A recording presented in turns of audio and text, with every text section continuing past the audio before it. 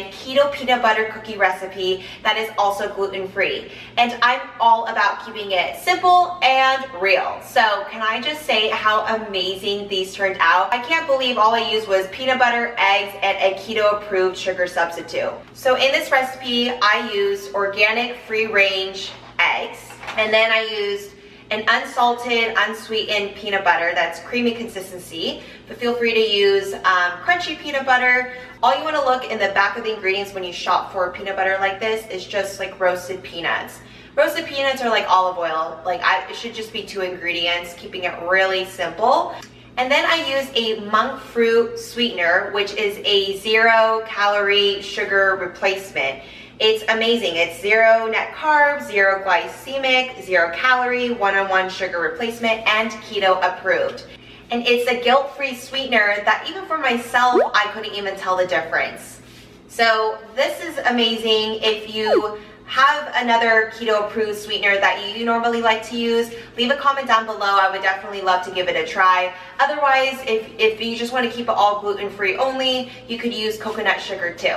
As always, click like, subscribe, and hit that notification bell right down below as I do post new videos every single week. Now let's get baking in the kitchen.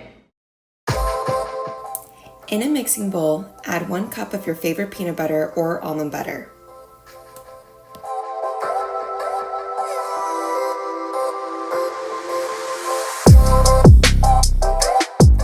Then you'll add 1 egg, and while mixing, add the Monkfruit Sweetener or any keto-approved sugar.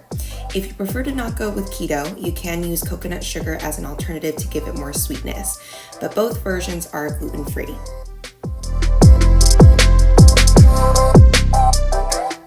Continue to mix the ingredients until there is a dough-like consistency.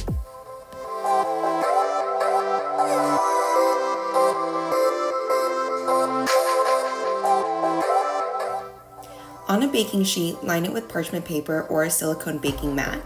Roll the dough mixture into 1-inch round balls and place them on the baking sheet.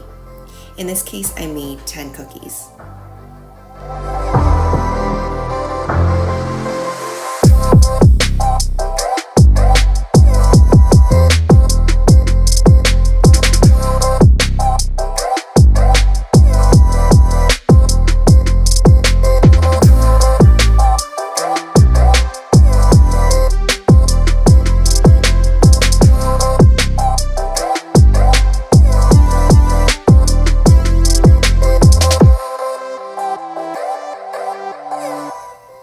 Take a fork and square the cookie by pressing down gently, then turn it to a 90-degree angle and press it down again.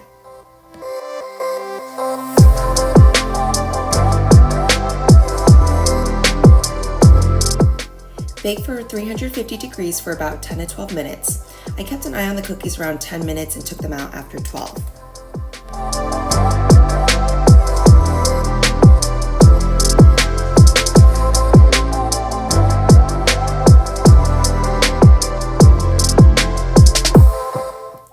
Let the cookies sit for at least 5 minutes before touching them. It will be hard to resist to not eat them right away, but trust me, they need time to harden a little bit or else they'll fall apart very easily. You can store these cookies in an airtight container for about a week or a week and a half, but they were so good I ate them in like 3 days.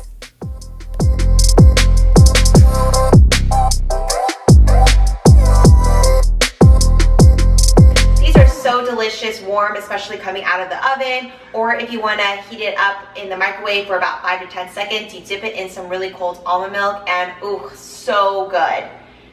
You can follow me on Facebook or Instagram by searching @Clarissa's Kitchen. I did post a link down below just so you can easily find me there, and I do post other quick and simple recipes that help busy people and their lifestyles just like me. If you enjoyed watching this video, please give this a thumbs up and also subscribe, hit the notification bell right down below so you can continue to watch new videos I post every single week. Let me know in the comments down below if there are other keto approved sugar substitutes that you normally use in your baking. I know I use Monkfruit Sweetener, but I would love to try other sugar substitutes as well. And if you do use Monkfruit Sweetener, do you really like it? Is that one of your favorites? I would love to know.